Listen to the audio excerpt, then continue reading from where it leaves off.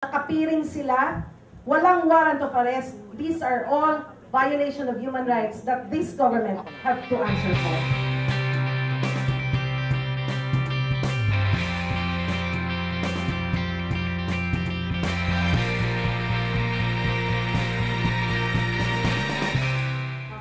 Gulat na lang po talaga na ito ang nangyari sa lalong-lalo na dun sa mga dalawang trainee doctors namin, si Dr. Mary Mia at si Dr. Alex Montes, na hindi na lang naman po yan sa ngayon lang, kundi matagal na po kasi silang tumutulong para mag-train ng mga health workers sa pangunguna rin po ng CHD at ng COMED. At ang mga health workers po na tinitrain nila ay hindi rin basta-basta. Sila po ay dumaan na rin doon sa basic health skills training, nakapasa po doon at ngayon ay nagsasanay para sa mas advanced skills, pero para rin po mag-volunteer at magbigay ng serbisyo nila doon sa mga nangangailangan nilang mga kasama sa mga komunidad nila. Joint AFP-PNP forces that forced their entry into the farmhouse of Dr. Melesio Belmonte is ripped with a lot of human rights violations.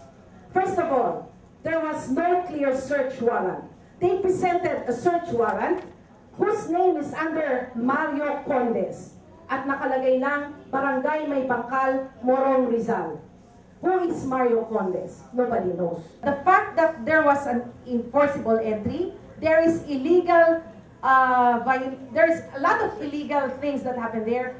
Violation of human rights, forcible abduction po to dahil hindi po sinabi kung saan sila dadalhin. Nakapiring sila, walang warrant of arrest. These are all violation of human rights that this government have to answer for.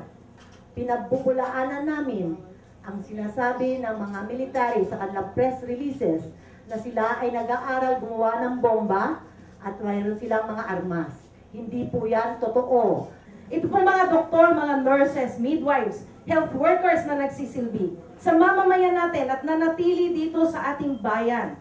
Sila pa ang hinaharas. Sila na nga na nandito. Sila pa ang nakakaranas ng ganitong mga pagtapak sa kanilang mga karapatan. Hindi po alam nila Dr. Belmonte kung saan dinala hanggat nalaman na lang namin bandang tanghali na nasa Kapinpin. Doon po nagtuloy kami kasama ang pamilya at lawyers, but we were denied entry. Again, this is a violation of human rights.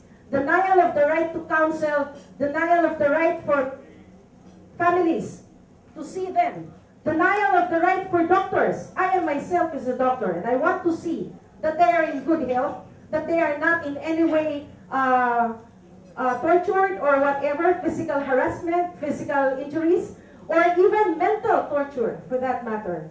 But we were denied the right to enter and see them. Mariin po namin kinukundina ang ganitong klase ng brazenness na pinapakita ng Estado.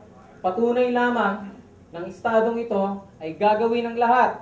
Ma-meet lang ang deadline, masabi lang sa publiko na sila ay may ginagawa, ngunit ito ay sa kabila ng paglabag sa aming mga karapatan, paglabag sa mga karapatan na makamit ang kalusugan na matagal na dapat pong pinapatupad at pinalalasak sa ating mamamayan.